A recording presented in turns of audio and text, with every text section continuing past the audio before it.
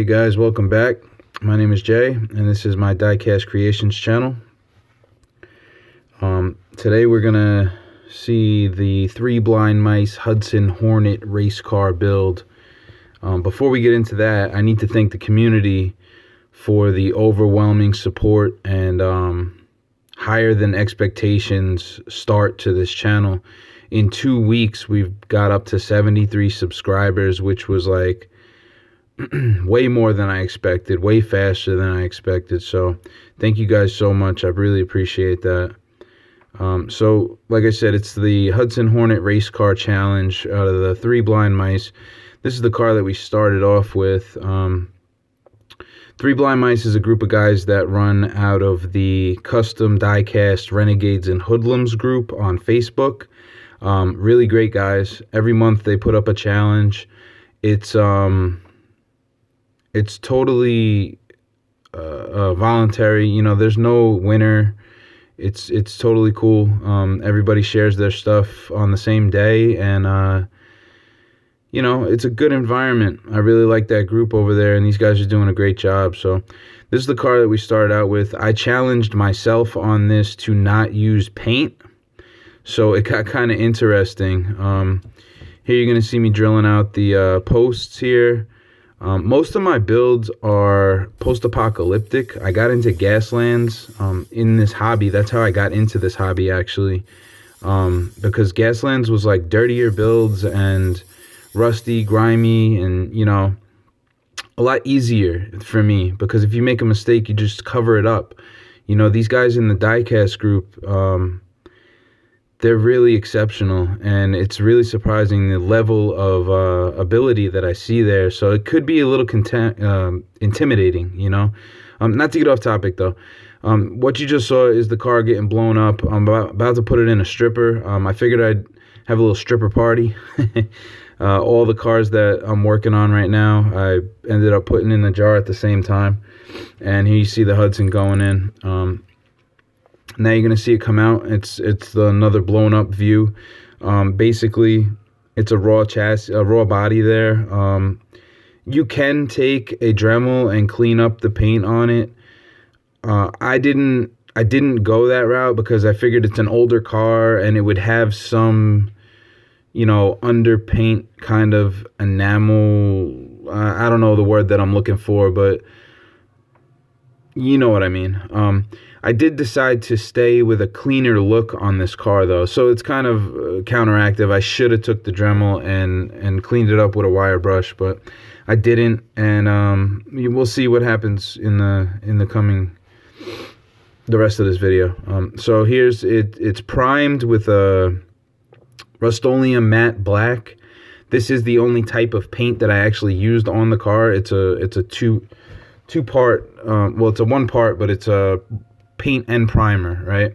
And then I didn't have any water slide decals, so I went down to Hobby Lobby, and they had these Derby Car Supply dry transfers, and I had never seen them before. I never saw anybody use them in the hobby yet, so I decided to grab them, and they were $5, and I looked up a YouTube video, and it told me to put it on tape first, so it was so much easier to apply when it came time, so they don't slide around and you get full contact, you know, when you go to press it on. Excuse me. And it actually worked out pretty well. My application could have been better. I didn't really measure the spacing. So, you know, moving forward, next time when I go to use it, I'll keep that in mind and try to map out somewhat of a jig for putting those on, because once you apply it to the tape, it's really done. You know, you can't really move it. So this is how it ended up. I started using Sharpies. The red didn't cover over the black very well, so I outlined it with the silver. And then, as you see here, I put white over the red, and it actually showed very well. So I decided to cover the whole front end with white. I know that it doesn't have full coverage, but I was kind of going for that look, being a resto mod kind of bomber look, like back in the day. You know, maybe these guys use brushes instead of instead of a professional paint booth, right? And I know that doesn't really go with the vinyl decals that I slapped on the side either, but I was having fun with it. I was trying new things, and that's what it's all about. You have to try new things and have fun. And this type of build is perfect for that, because there's no prize at the end. There's no judges.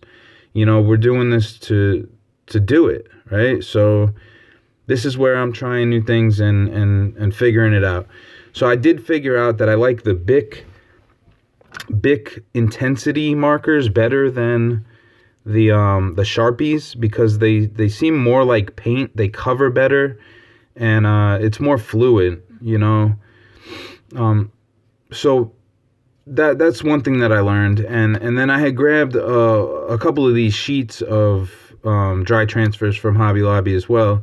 They're just black letters, but I didn't have white letters, so I decided to cut out a piece of vinyl and slap it on the side, and I didn't take my own advice off of that YouTube video and tape these down, because I was taping to vinyl, and I made a mistake. You know, I tried to put the dry transfers onto the vinyl, and it didn't come out good.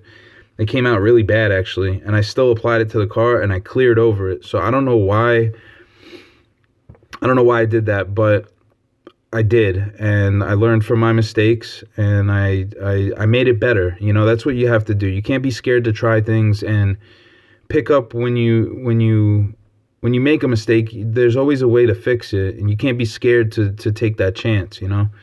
So here, I basically took the red over the white, and I blended in with yellow and orange Sharpies. They have the permanent markers that are like really fine tip, ultra fine tip. So I did that, and I did a little bit of outline there, and then underneath here I took the Bic gold and the silver, and I did a little detail work on the bottom of the car. What you see here is actually after clear coat, the silver had a reaction for some reason, and I don't know why, but the red underneath bled through, which actually kind of gave it a cool effect, which I just stuck with, you know. I had a few water slides that my girlfriend had ordered a bunch of nail decals, and I ended up using a few of them just to fill in spaces. You know, this is supposed to be a race car. I wanted it to look fun. Racing's in my family. You know, I've been at the racetrack since I was 2 years old, so I know kind of the crazy things that people put on their cars, and you know, I wanted this thing to look hot. So I had some hot peppers with their tongue burning, and you know, a little saying on the back that normal people scare me, because normal people aren't race car people, you know. So that was the ideology there. I built a little bit of a roll cage, if you want to call it that. They're toothpicks. Took a black Sharpie over top. I ended up having to trim them down at the end because they wouldn't fit inside the body. But it worked out pretty well for what I was doing here. Took the Sharpie, and this is the ultra fine point, and I filled out those letters that I messed up before, and they're not perfect. My freehand work isn't the greatest, but I think it looks a lot better than it did.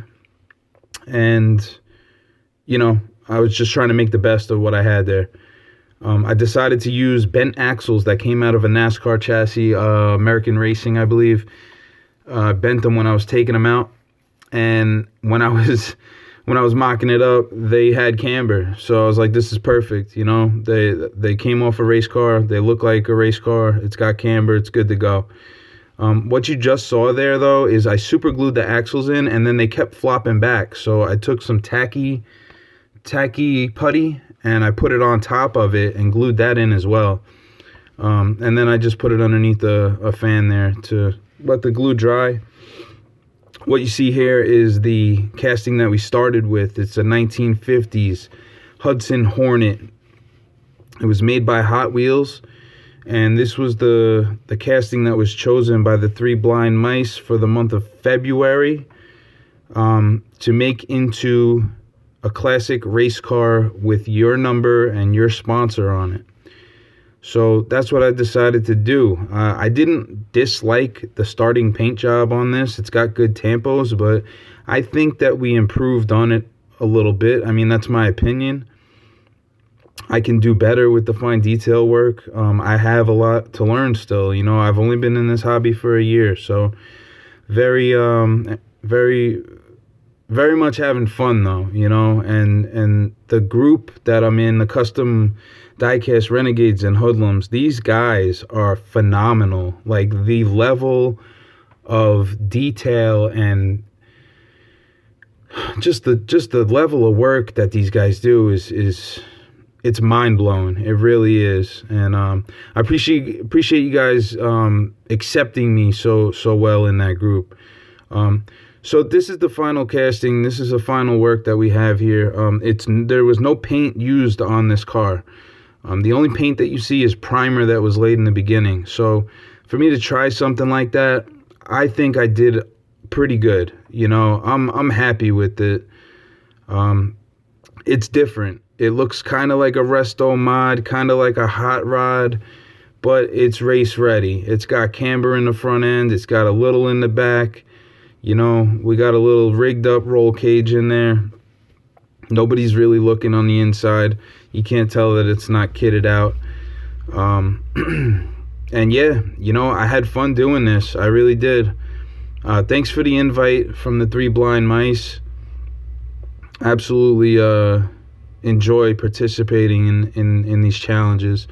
And this picture, I was just having fun. It's on the way to the track. I got it on the back of the flatbed on the way to the track. And here you see we're going to unload. I'm going to make some laps.